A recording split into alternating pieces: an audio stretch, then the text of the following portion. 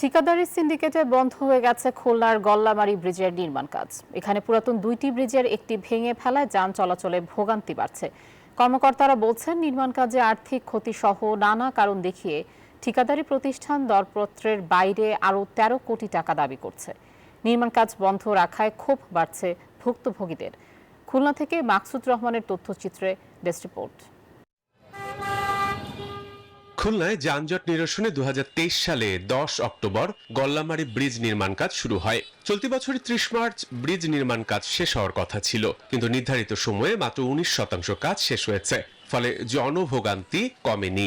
এই ব্রিজটা আগে যখন ২-৩ মিনিটে পার হতাম, এখন ৪ থেকে ২০ মিনিট ২৫ মিনিটে লেগে যায়। বেশ ভোগান্তি, শুধু ভোগান্তি না, আসলে এটা ভাষায় বলা সম্ভব না। অনেক দিন ধরে কাজ হচ্ছে, মাঝখানে কাজ বন্ধ রয়েছে, যার জন্য প্রতিটা মানুষ সমস্যায় চলছে।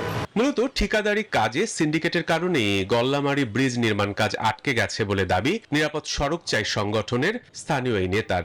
সিন্ডিকেটের মাধ্যমে কোটি কোটি টাকা লুটপাট হয়েছে, যার মধ্যে খুলনার রাজনীতিবিদরা ছিল, সড়ক বিভাগের লোকজন এবং ঠিকাদাররা ছিল বলে অভিযোগ উঠেছে। বান্ডেল থাকলে প্রতি সেনমানিতে টাকা বাঁচবে। বিকাশ সেনমানি বান্ডেল কিনে জিতুন প্রতি লেনদেনে। দুর্নীতির কারণে ব্রিজ নির্মাণ কাজ মুখ থুবড়ে পড়েছে বলে মনে করেন নাগরিক সংগঠনের এই নেতা। এই টাকা একটা বড় অংশ লুটপাট হয়ে গেছে। এই লুটপাট হয়ে যাওয়ার কারণে এখন ঠিকাদার একটা বেকায়দার মধ্যে আছেন, যে কারণে ঠিকাদার এখন প্রকল্প ব্যয় বৃদ্ধি করার জন্য দরখাস্ত করেছেন।